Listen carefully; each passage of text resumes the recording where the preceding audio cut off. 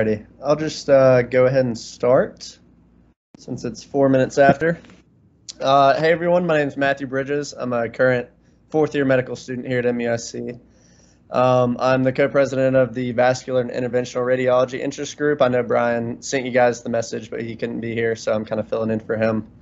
But yeah, thanks for joining, and hopefully you guys get a lot of good information out of this, whether you want to go into diagnostic or interventional, or you're just kind of early on, just kind of thinking about radiology in general. Hopefully you can get some good information out of this. So we have Dr. Yamada here, who is the program director for the IR-DR program here at MUSC. And we also have Max Strobel, who I believe is doing the DR to IR pathway, and then Madison Kocher, who I haven't formally met, but I believe she might be DR. But she is also on this chat, and she's willing to give you guys some good tips and pieces of information too if you have questions. So we're going to start with Dr. Yamada, who I think wants to tell you about some match information for the recent cycle. So I'll kick it over to you, Dr. Yamada. All right, thank you, Matthew. Thanks everybody to participate in this panel. I think it's a good opportunity to get more information about DR and IR and how the match process and how all the application process goes, and trying to get you guys in matched successfully next year.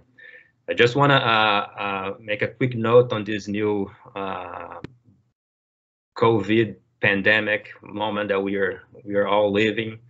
Last week I tested positive for COVID. So I have been using mask and haven't changed my routine. I've been very careful all the time since the beginning of this pandemic. But I believe this new variant is no joke. So be careful, guys. Don't lower your guard.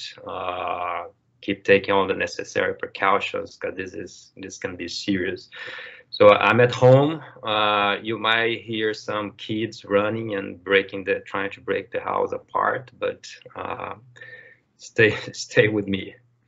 Okay, so you can go with the next slide. So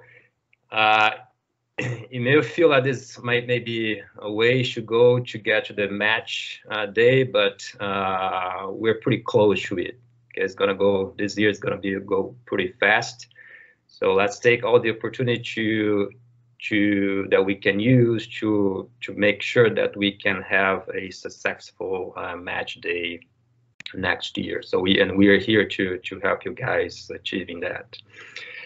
First of all, I'd like to share some of the data that we have about about our graduates and overall the U.S. medical students in terms of, I'm going to talk about IR-DR specifically, and how their application appear compared to the applicants that did not match and across the U.S.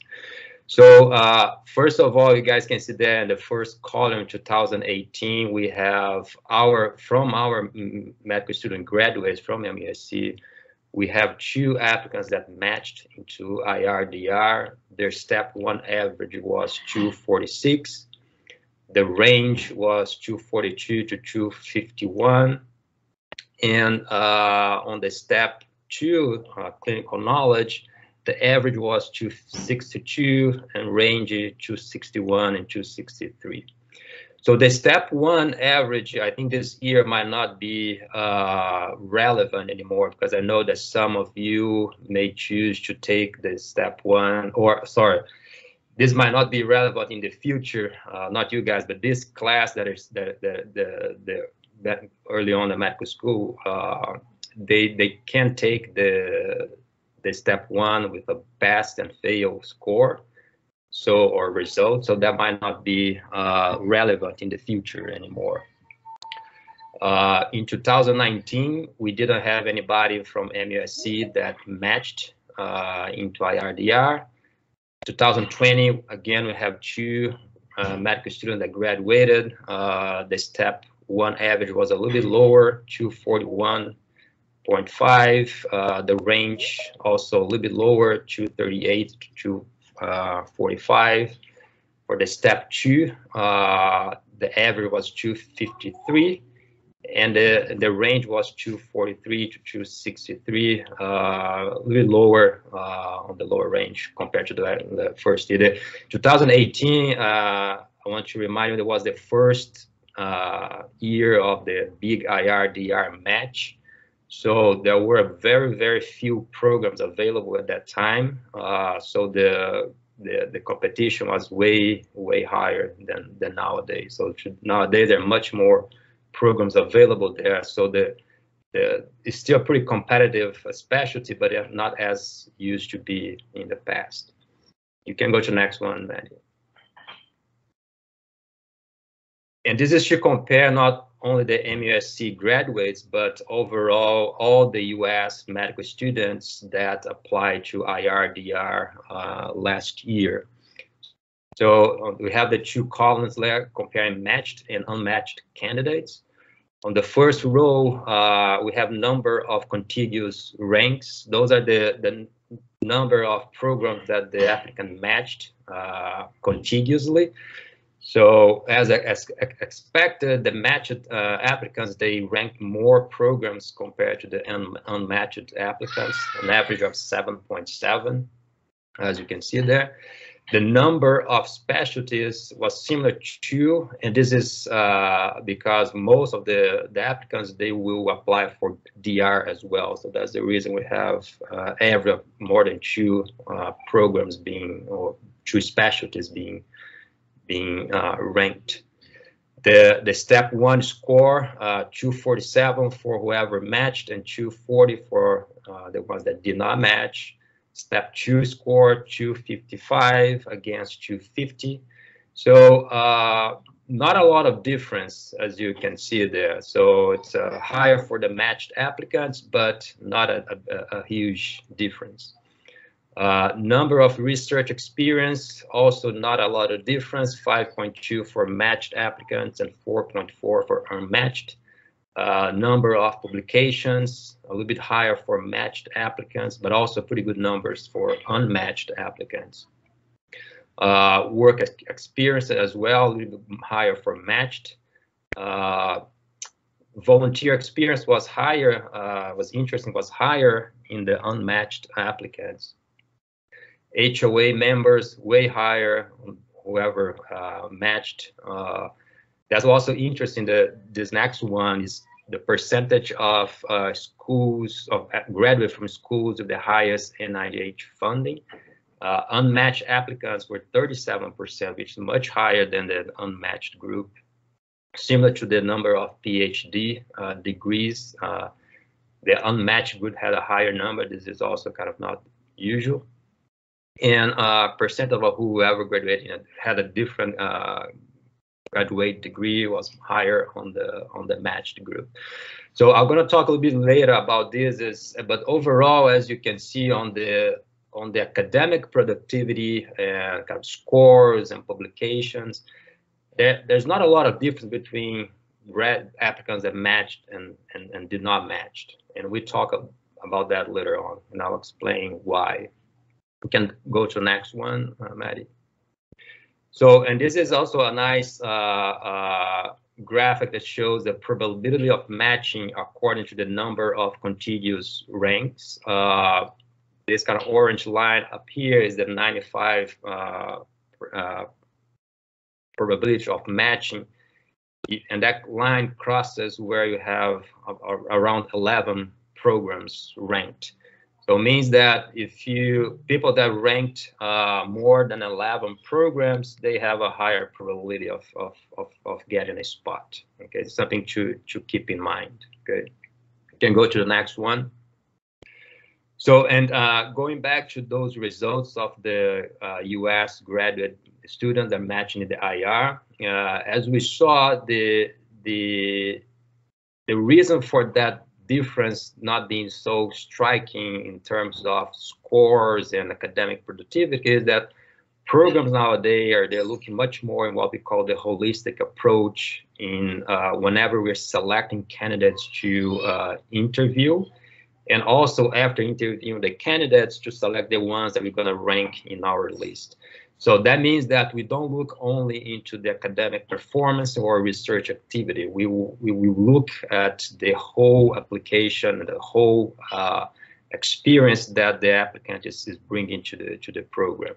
So we look at the work experience. Those are some of the examples that we heavily weight on our choices. The amount of volunteer work that they had and other type of contributions that they had for the society, engagement with professional societies, for example, in IR, we value the SIR commitment, make sure, or in the RSNA, make sure you're a member of those societies, that we not only be member of those societies, but also engaged on those, helping with some committees. All of them, they have a pretty good access to medical students, and they can get engaged in many different activities. So this counts a lot. And a way to know better any program and to have the program knowing you better, array rotations are really, really helpful. And also, of course, rotations in our division, in our department. So you can get to know all the faculty, you can get to know all the staff, and they get to know you. So that's a much better way to sell yourself than only in a paper. Getting pretty good letters of recommendations there, that's really helpful, but that's a way to really know the applicant, not only looking at the numbers on their application. So those are all the things that we as a program, we look to try to select the best applicants and the best candidates. The academic performance and all the research activity and all of that, this is kind of the first step to get into a program. So not having good one of those will most likely prevent you to get to a program.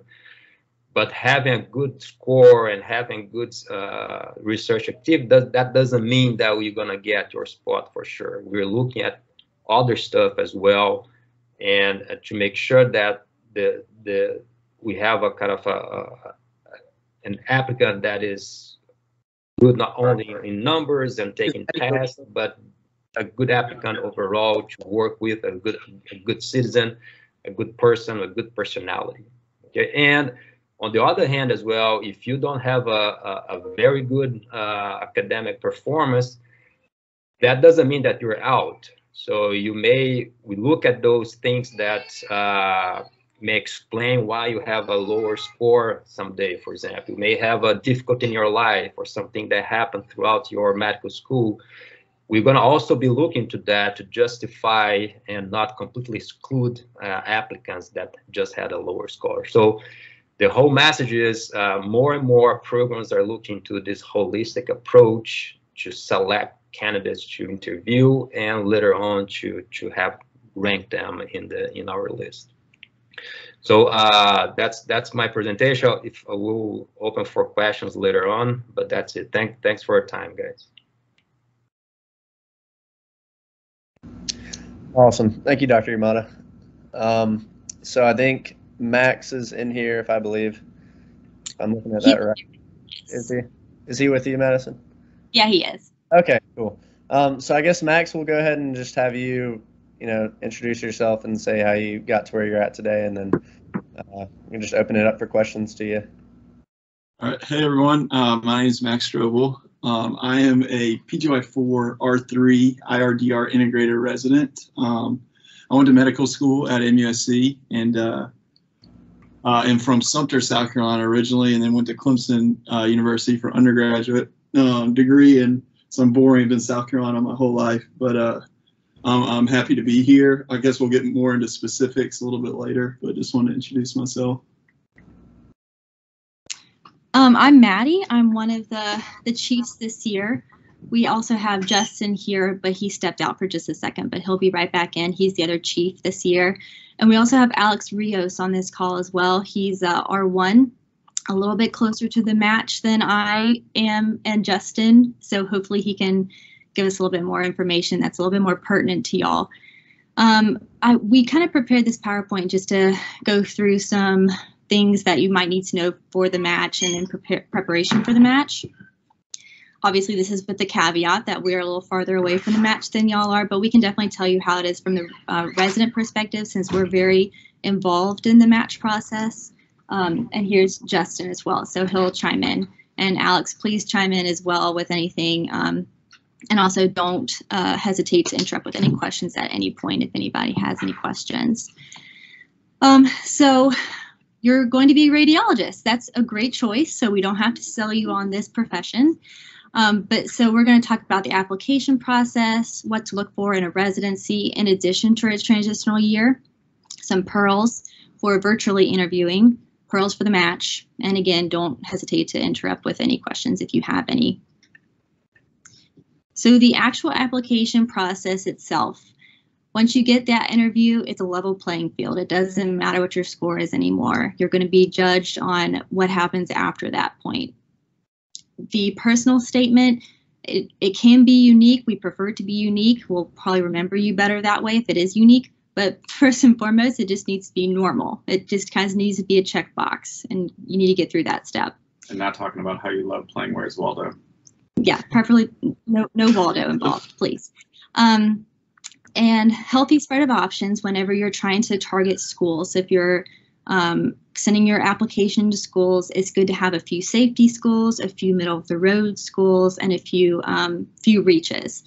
The goal back in my day was 10 to 12. I really have no idea how it is in the virtual days. I think that people kind of go and be above and beyond that number now that it's so easy to interview and you don't have to travel now. But I'd say that your goal number of interviews would still probably be 12 to 15. And then just a caveat with IR-DR, a lot of times you'll dual apply to the IR and DR program, so you'll have around 20, like I think I was right around like 17 to 20 different programs ranked because the IR and DR are separately ranked on the final match list. For letters of recommendation, you need to make sure that you ask people that you know will write you a good one. You do not want to leave that up to chance. It's another checkbox that just needs to be a normal kind of thing. Alex, did you have anything? Yes, I did. So just going back, talking about that personal statement that you were saying, I think, it was one of my advisors back when I was going through this process as well that said 10% of people will have just an absolutely outstanding personal statement that'll be really memorable. 80% of people will just sort of fall in the middle, and then 10% will just be like, what was this person thinking? And I think that a lot of that stems from people trying to be in that top 10%. So just like Maddie was saying, just try and be normal. I think that your application is a good, just overall showing your interest in radiology. The personal statement should be a description of really why you are. And then going back, also the unique part of it, have a good amount of programs, maybe like 1 through 3, where you make a special personal statement where you can add in a paragraph specifically about why you're interested in that program. It'll really do well to probably increasing your chances of at least getting your foot, foot in the door. Yes, that's definitely good advice. All right, so when you're considering a residency, just keep in mind that prestige isn't everything. You're going to more or less get the same education at everywhere you go. Most people will get into the fellowships that they want to go into, regardless of where they did their residency. At that point, there are just so many different fellowships that it just kind of bridges from there. So it's really not that big of a deal. And also, many go to a particular residency because of geographical location. And residencies kind of take that into consideration as well. So if you have ties to that particular location, say if you're applying to schools in California and you have family out there, make sure that they know that, because they'll be more likely to extend you an interview and consider you seriously if you do actually have a tie to that location. And you can strategically exaggerate said ties, even if it's an estranged who lives in the area, it's still family in the region. Yes. It's all about playing the game. All right. let's talk about the dreaded clinical year. So if you're the VIR integrated people, you really have no choice. You're probably going to be doing a surgery year at that institution. I know that Max can talk more about that. He did a surgery year here, right? Yeah. Yeah. So our program now is integrated. So if you match in the MUSC IRDR, you have no choice. You're doing a surgery year. But I will say I enjoyed my surgery year. I met some of my best friends still here in Charleston in my surgery year, and it really helps to kind of get to know the hospital system that you're going to be doing your radiology residency at. So it's like the people that are calling in while you're on call, you know them personally as a friend instead of some random stranger. And you just kind of know logistics of patient locations and stuff like that is actually a really helpful thing. I think some, I don't know for sure, some IRDR may not be integrated clinical years, but I think if you're thinking about IRDR, I think the surgical year just makes the most sense. You get to work with your hands a lot, get in the OR, kind of work procedurally, and then a lot of our consultations on the IR side of things are from post-operative problems. So I think it's definitely the right thing to do. I know that there are certain radiology programs that are also have that built-in internal medicine year. The one that comes to mind is Mayo and Jacksonville. I can't think of any others right now that have that kind of dual thing that's already built together. That's the only one I can think of right now. But anyway. Henry Ford. Oh, Henry Ford, okay. So some Michigan programs, you match once into all of it. I think Tampa. Okay. There's a few. There's a few that definitely have that built-in year, and you really have no choice if you end up matching there. And we'll kind of discuss that on your rank list coming up here as well. There's also transitional years that you can consider. There's, I think, 2 and 3 in the state now. I think Myrtle Beach is considered a transitional year, from what I remember. And Alex Rios did the transitional year here. Yeah, and yeah, absolutely. So I'm going to echo what they said. Just if it's categorical, obviously you have no choice. But if you do have a choice, trying to do it at the same institution is a great idea. Getting to know the faculty, getting to know the layout makes that transition to your R1 year a lot easier.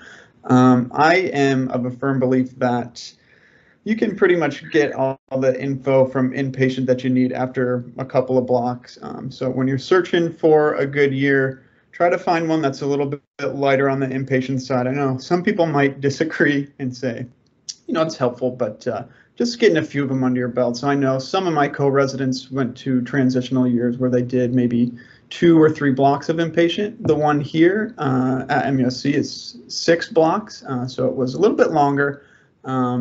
And it's over now. You're all going to be able to breathe that sigh of relief eventually, but just paying attention to what's involved in each of the years, because a lot of them are structured very differently. So just finding out, how many inpatient blocks do I have to do? How many are in the ICU? Do I have to work in the ED? And then electives as well, seeing if you can get any radiology experience in during that intern year. Surgery is another option. I was one of those crazy people, and Justin also did a few years of neurosurgery before. All in preparation for radiology. And so if you're one of those people, we're happy to talk to you about that. I loved my surgery year. I did it in Columbia.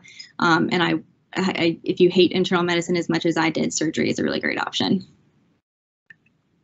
All right, so now we're going to kind of get into the more virtual interview process, which again, we haven't been on this side from your perspective, but we're really involved in the actual interview process. So we can kind of tell you what we're looking for in candidates virtually and how to best represent yourself that way.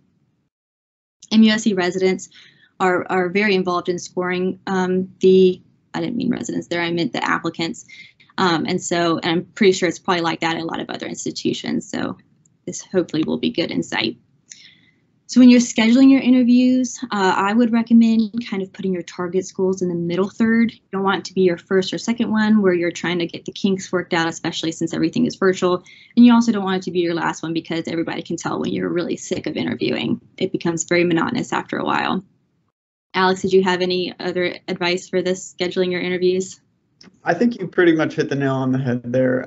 Just put maybe the ones that are going to be near the bottom of your list first so you can work out the kinks. I know it's a little different with things being virtual now, so I really can't speak to that, but making sure that you can, like you said, hit that groove without sort of getting over the hill and being done with the season. When it comes to scheduling the interviews, you're also, for the DR people, you're going to have effectively like twice the amount of interviews, since you'll also be interviewing at, TYs and internal medicine places, so you're going to have a lot of interviews, whereas the IR people, they usually will have twice the amount because they'll have to interview the surgery too, usually. Yeah, it's a lot of them were like built in the same day. You met with a couple people from surgery if they had a surgery program there, yeah, and then I did some just surgery ones in South Carolina, like Greenville and Columbia and stuff. And I mean, those aren't a big deal, but yes, extra interview days for you to do stuff. In total, it's a lot of interviews, so pacing yourself is key during this. So just the typical room layouts are really nice, and it's always great to have a nice background. We have a pretty good one today. The lighting is suboptimal, but ring light is really preferred. And just be cautious not to flex anything in the background. We've seen it kind of backfire a few times where someone would have a huge trophy in the background and it just kind of came across wrong sometimes. So just be mindful of what your background looks like. Just play it safe and do it. Good. Go ahead, Alex. Yeah, I know a lot of people with the virtual interviews are always thinking about getting dressed just from the waist up in a funny sort of manner, but I actually do know a specific example of somebody that was applying to the TY last year that put a suit on from the waist up. He had a Christmas tree in the background and they wanted to see it with the lights on, so he had to stand up and he was wearing a pair of basketball shorts. I don't think it really affected the rank that he got, but it was certainly, something that people kept talking about and not necessarily in a good way. So make sure, it is virtual, but get dressed up. Great advice. I always threaten to make people stand up if they're wearing pants. No, he doesn't. All right. So virtual interviews, they do suck. A lot of things are lost virtually, a lot of mannerisms. It's really hard to interact. Sometimes the internet's slow. It just kind of sucks as a whole. MUSC and I think most other programs have a virtual meet and greet instead of those in-person dinners the night before. We really do think it's important that you come to the meet and greets the night before, because that's when the residents can really talk to you and get to know you. Yes, they're going to be awkward. Yes, there's going to be those awkward icebreaker questions. There's going to be those awkward moments. But the key is to come across normal and to also be able to interact with other people and just kind of set yourself apart and try to find that unique quality about yourself that people are just like, oh, it's that guy, or oh, it's that girl. Like how well you can embrace the awkwardness of the moment. Yes, everybody knows it's awkward. If you just put yourself out there and kind of try to make that effort to interact with everybody, it really does help a lot. So don't be standoffish. It's really hard for the residents to kind of score you if they don't really know you, if you said yes or no answers the whole night before. Kind of the same thing with interviewing with the attendings. Just don't be standoffish. Continue to talk and interact and come across the best way you can virtually. It's really hard, but it's really key to do that. A couple things I'll add. I don't know how well I'm seen. I could just be a voice in the corner of the image, but virtual imaging is very suboptimal for virtual interviewing. I'll say you guys are at a disservice. We're at a disservice. You do get higher volume, presumably, from lack of having to fly and stay in hotels. So it's kind of nice that you can maybe apply more broadly than you would have otherwise. But the in-person element that you're missing is perhaps the most important. You can fall victim to shyness in the sense that you'll say one thing or no things, and then we have nothing to go by to kind of evaluate you or your personality. So that's a huge negative. On the other side, if you talk too much and you dominate most of the conversation, that's also a negative. So it is unfortunately a very fine balance where you have to find a way of being memorable without overbearing. Quirky little weirdness is always positive in my book. If you can say funny stuff, that's even a better positive. So you just really got to try and be yourself, but don't let the shyness or the outgoingness be the dominant feature of your personality, because it will not play well. And you just really got to appreciate, same with us to you guys, that you're seeing us for such a short window in a very non-personable format. So there's a lot of dangerous extrapolations that can be done from there. So that's why it's on both parties, us included, to try and portray the most authentic versions of ourselves, because that's all you're going to have to go on. So kind of tying back to Maddie, whether it's your back wall or your actual demeanor, don't flex, don't be meek, be in the middle, be you, and the conversation will flow, and that's all you can ask for. Do you have anything you want to add? No, I just make the comment I probably wouldn't have matched if I had to do virtual interviewing, because it's just really hard. Try to say some stuff, but it can just be really easy just kind of sit there on the computer screen, and it's just like we're trying to draw stuff out. It's just really hard, and I guess it's just the times that we live in. We got to deal with it. But yeah, like Justin said, try not to. I'm kind of introverted by nature, especially in this kind of setting. So just try not to be too introverted and try to say something, and be yourself though.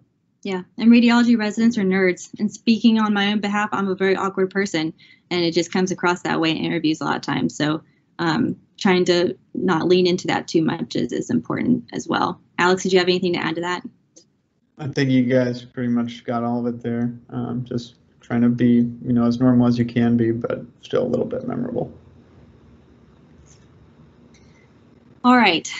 You are going to be asked this question so many times that you will physically cringe when you hear it at the end of the interview season. You will be asked, do you have questions? And then you will subsequently be judged if you don't have any questions. So it's always good to come prepared with a lot of questions if you need them. Or you just ask, what questions should I have? Yeah. You're really meta with it. So some really good ones to ask residents. And again, these are really just for residents. I wouldn't ask attendings these, mainly because they either really wouldn't know, or it's not their, subspecialty, or they don't care. But a good one to always ask is, what's the learning environment like in the reading rooms? Do y'all have checkouts with attendings? Do you enjoy the learning environment? Another one is, what's the physics curriculum like? Physics is a really big thing, especially on our core exam during the third year. It's really important to start that physics curriculum early, and some programs are a little bit deficient in that. So it's good to kind of screen them for their physics pretty early. Another question is, do your residents get ample study time during third year prior to the core exam? It's important to keep in mind that according to whatever rules there are, you can't have dedicated time. So programs will typically build them into their rotations. So we consistently do that with our rotations, and we make sure that our residents have that time. But it's just good to get a feel for how the residents feel about that study time. Another question that I wish I would have known, and I'm glad it worked out well for me, was, do you perform your own ultrasounds? We have ultrasound techs here who do them, but at other residencies, if you are on call and someone places an ultrasound for a liver transplant, you are the one who's going to be going and doing that at 2 a.m. and it's going to be horrible. So it's good to kind of be prepared if you're going to be doing your own ultrasounds. Another good question is, what are the moonlighting opportunities here? I know that I think it was Cleveland Clinic doesn't allow any moonlighting throughout their whole residency. At MUSC, we have a lot of moonlighting opportunities, from contrast coverage to actually reading studies at other places. So it's really good to know that. Other programs have all the call is paid internal moonlighting. It really varies per residency. And then the final is to always have a good understanding about what the call structure is, and if they have independent call. So we have independent call here at MUSC. We don't have attendings in-house overnight, so we're responsible for the studies that we read and dictating them and conveying those results, and just having a good idea of how much call they have and what their responsibilities are on call is really good. Some advice I'll give that I'll package is the art of interviewing, as I've so successfully matched into 2 different specialties with my unlimited skills alone.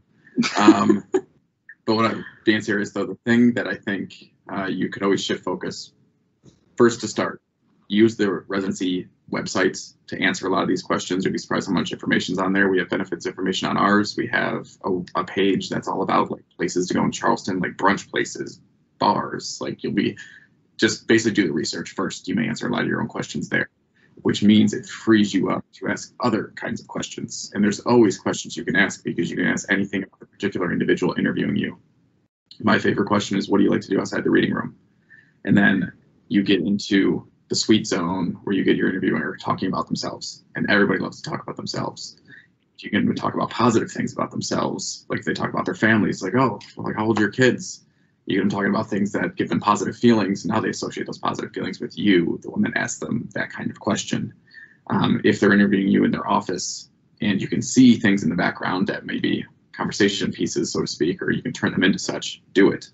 I got plenty of kudos without giving myself too much credit by just simply observing things. Yeah, I don't give myself too much credit. Granted, this was not virtual, but within the offices of my interviewers that basically kind of told their life story if you're willing to pay attention. So that's a way of trying to get to know them as an individual, because obviously they hold a decent amount of sway over your professional tract. But if you do match there, this is a person that you're going to be interacting with, and getting to know them beyond just the professional black and white realm is going to do you good. So come up with questions that get them talking about themselves, and oftentimes they'll flip it back on you, and then all of a sudden you guys are actually learning about who you are as people, and not just the fact that you want to match in that program, and you're going to kind of do and say whatever you can to get there. Mm-hmm. Yeah, I think another big part of this is, even just by the formatting of this slide, we know that, the "do you have any questions" thing for me is a checkbox that needs to be done, but it's good to also not think of it in that way. You ask questions that you want to know the answer to. All of these are good examples of questions that I use, but mainly the one that I definitely asked at every program, to the residents at least, was how close are you guys? I wanted to make sure that I was going to go into a program where I felt like I was in a tight-knit family and, was going to be making relationships outside of the hospital. And you'd be surprised how sometimes honest the residents in the programs were at admitting that, they really sort of go to work and then go home and don't see each other outside of the hospital that much. So a couple of programs did end up, dropping significantly lower down on my list just from that one question in the interview. So IR specific things, maybe some things that would be in IR, not in DR, is like inpatient consultations throughout the day, how those are handled, kind of the logistics of the workflow.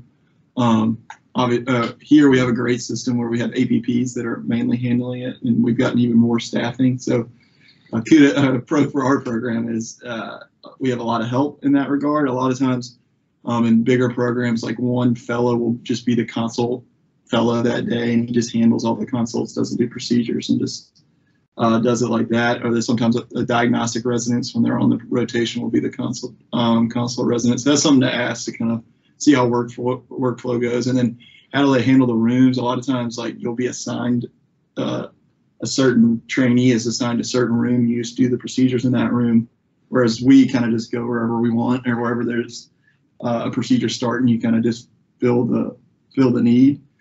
That's something to ask about. And then IR call obviously is a big topic. You can ask them how they divvy up call and stuff like that. So those are some IR specific things that might not come up in DR interviews.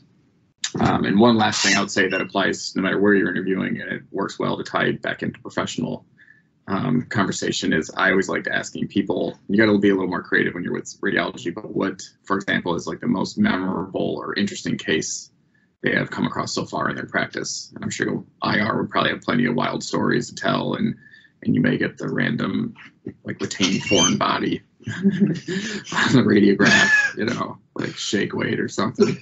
So it makes for interesting conversation, and it's things that people haven't been asked before. I always used to ask that question, at least when I was doing my subspecialty surgery, and a lot of them appreciate it. They're like, nobody's asked me that. They're like, it was pretty memorable when I gave that kid hearing and he could hear his dad's voice for the first time, and I was like, wow, that's pretty intense. Like, that's amazing. So I think that one that works across the board, really, because if your interviewers have been doing it for a while, they certainly have some stories to tell, I'm sure.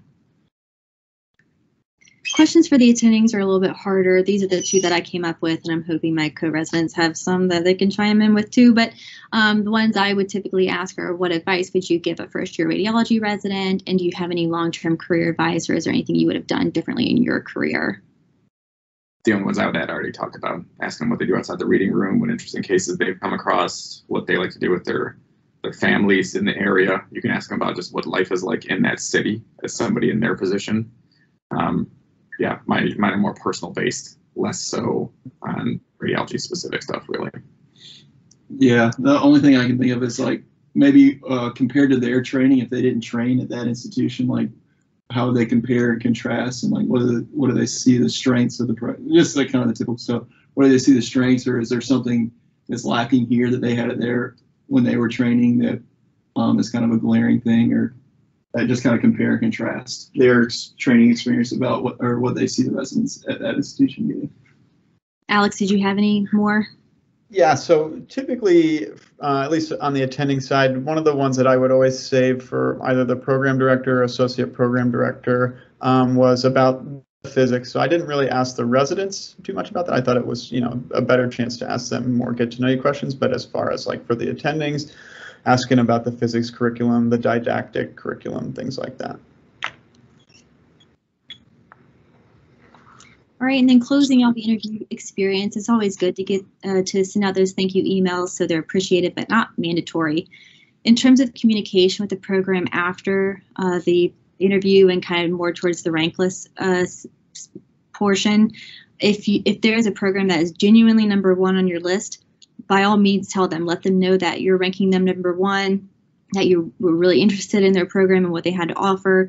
But with that caveat, don't lead on any of the programs. Radiology is a very small world. If you tell a program that you rank them #1 and you don't, and they rank you or they rank you to match, then that they will know. So don't lead on any other program. You can always say that you are very high on my rank list and be vague.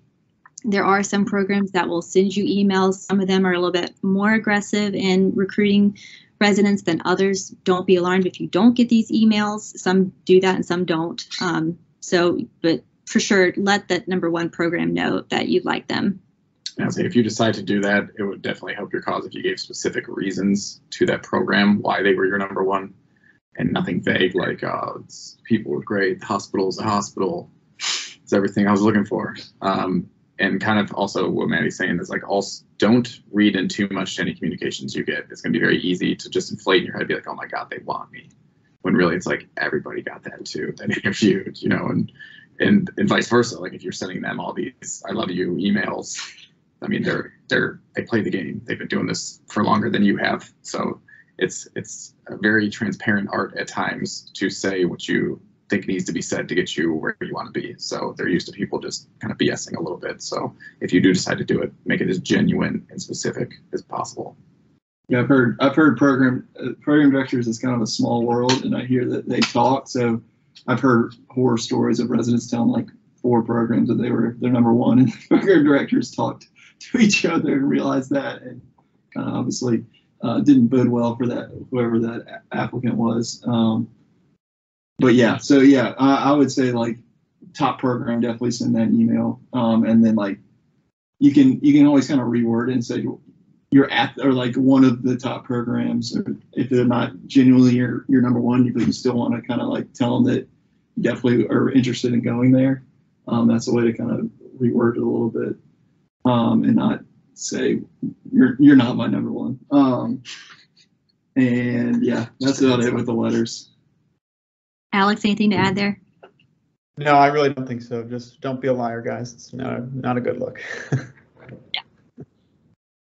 All right, and finally, for the actual rank list itself, just be very careful when you're filling out this rank list, especially when it comes to the transitional or clinical year.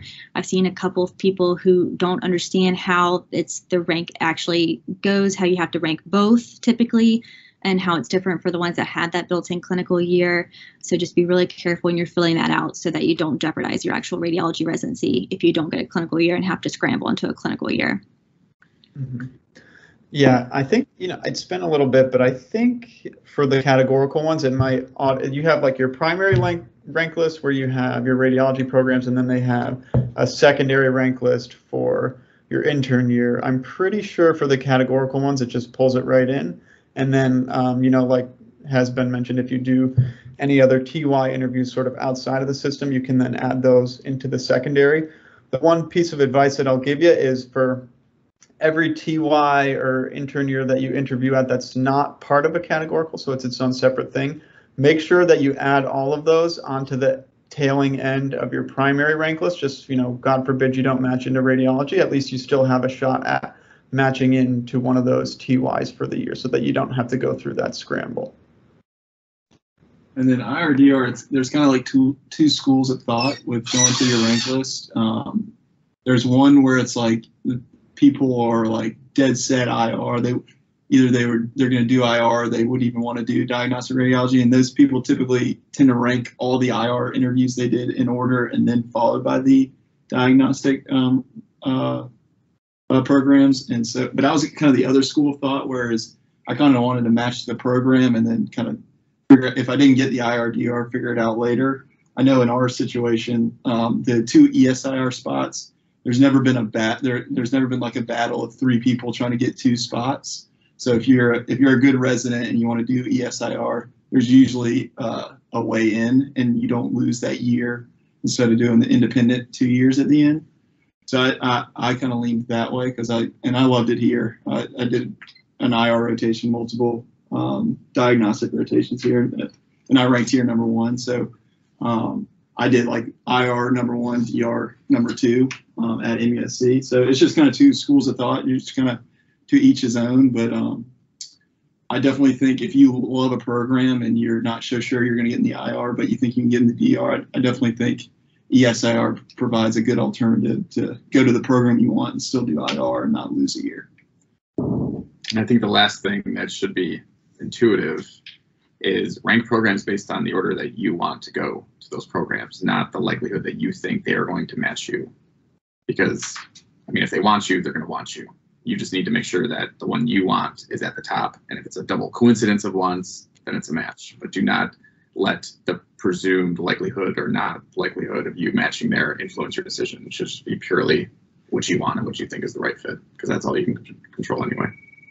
I think Max mentioned this earlier too, but I know if you apply for IR at MUSC, we really highly recommend you apply for DR as well. So I'm not sure how universal that is. Yeah, I don't know, but it makes sense because like you're going to be doing DR for 3.5 years of your residency. So I don't know. I feel like it could come across kind of bad if you aren't interested enough to interview with the DR program and only want the IR program. But I don't know that for sure. Burn the boats. Yeah. All right. At the end of the day, though, you'll be fine. It's a long road, so make sure you pace yourself. You're going to end up where you're meant to be, and you're going to get the same education as you would anywhere else. And overall, residency is a really great experience. Especially radiology. Especially radiology. You can have a life outside of this. And I thought I had ESIR time built in, but did you want to talk about ESIR, or did you hit everything you needed to for ESIR? So ESIR, if you're not as familiar with it, you apply, end of your 2nd year. So end of 2nd year of radiology residency. Good luck, everybody. And so there's 2 spots, at least here there's 2 spots. A lot of times if they have 2 IR/DR integrated spots, they're usually going to have at least 2 ESIR spots, and some are bigger, some are smaller. Just depends on the program. And you enter into that IR/DR pathway your 3rd year, and it's the IR/DR integrated. If you match into it right away, is not any different than the ESIR pathway. And so, but the caveat with ESIR is you're not guaranteed the final year, like basically the fellow year or the 2nd year of the IR residency. You're not guaranteed to stay at that program, so you can apply. You can apply to, a lot of times people do stay, but you can apply to other programs. So we have a resident this year that is going to do ESIR with us for the 4th year, but then is going to go to North Carolina for the final year. So if you want to do IR and you're not in love with the IR program, wherever you go, you can still try to go somewhere else for that last year. So that gives you a little bit of flexibility.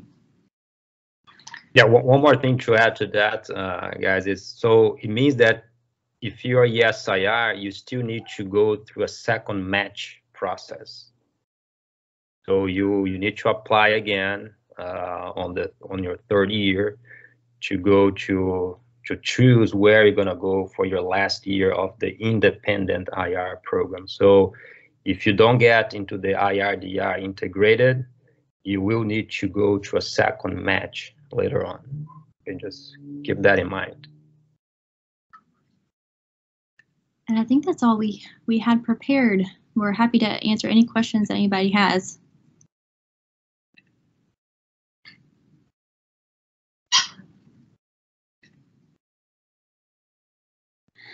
I do have a quick. Oh, you go ahead. I do have a quick question. So you guys described that it's like applying to 2 different residencies. Is there about how much money do you think you spent on traveling, considering you had to apply to, so many different things? So a lot, like, I think all of my IR and DR interviews were either were part of the same day. So I think there's some that maybe are separate days that you would come back, but I think a lot of times they accommodate you where basically you just have to check a box saying you want to apply to DR2 and you're in the DR rank list. That's how we do it here. So you just come for your IR day, but you have applied to DR, and so there's an IR DR integrated rank list and then a IR DR, and then basically your scoring you get put on both lists for matching purposes. So IR DR is not I don't think it's more expensive than just going to your typical DR residencies. As far as it's 100% virtual next year. Mm-hmm. So yeah, I guess y'all won't be traveling much anyway. But for years after that, I did a lot of Southeastern programs, so I probably could have spent a lot more money, but I was able to, I set like a 6-hour drive limit. And a lot of times, at least at MUSC, our rotations were was very acceptable about you missing time. So if you need a travel day to go before or after, I think they're pretty accommodating here and letting you do that. So, but it is expensive. That's one of the pros of the virtual interviewing is that you don't have to spend the money, but you trade off in awkwardness on a Zoom meeting like this. So yeah, I don't think IRDR was much more expensive. And then I know transitional years, that's a whole different thing. A lot of times they're like much more accommodating. Like I've heard a lot of like transitional years will pay your hotel room and like put you up for stuff because they like radiology transitional years, because usually we're kind of on the upper echelon of who they're going to get in the transitional years. But I know those can get pretty competitive as well too. So it doesn't really answer your question, but I think IRDR, if that was your question, IRDR versus DR, it's not much more expensive, if at all. Did that answer your question?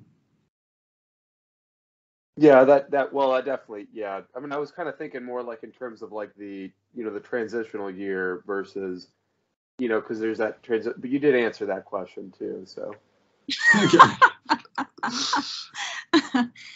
Yeah, the expense for DR, it came in with the transitional year and the clinical year beforehand. It just effectively doubled the amount of interviews you did, because sometimes you would go to Myrtle Beach for one, you'd go to, where is it, Sumter for the other TY, and they don't have radiology Spartanburg, yeah. And they don't have radiology residency, so you couldn't double up on those days. And it would just effectively double your travel and your expenses if you had to stay there. Any other questions? I have one.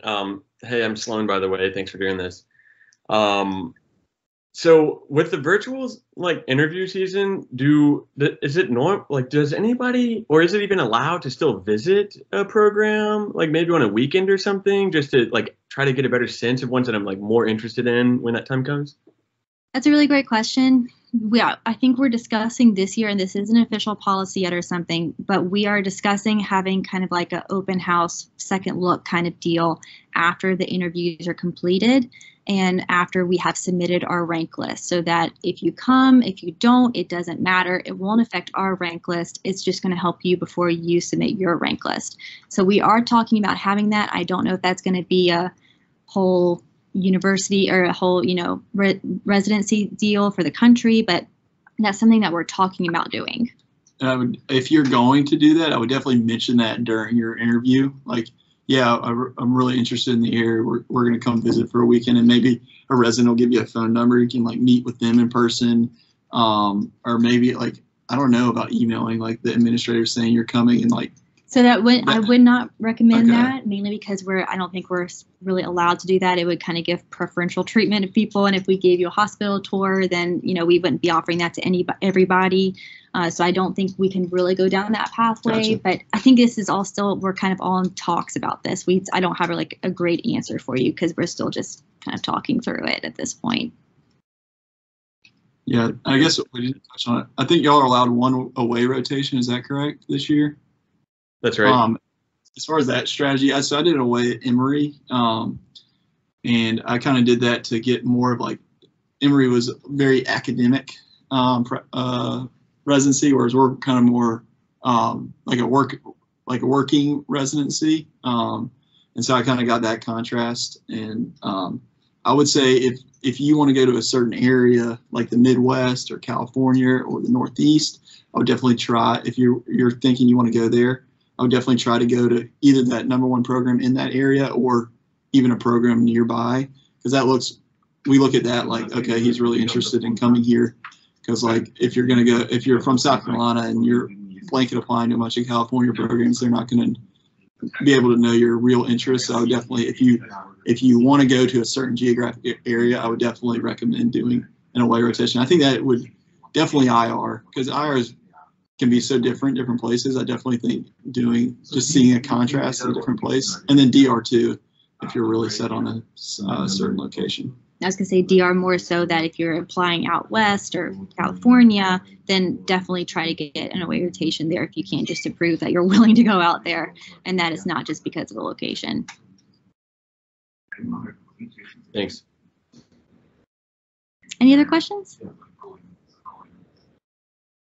All right. Well, we're always available if you need to email one of us. I'm sure our emails are on the website. I'm sure some of you could look up our last names or whatever, and just please email us with any questions. We're happy to do anything we can for y'all. Great. Thank you, guys. Yeah, thank you, everybody. Hope you guys enjoyed. Yeah, thank you. Bye.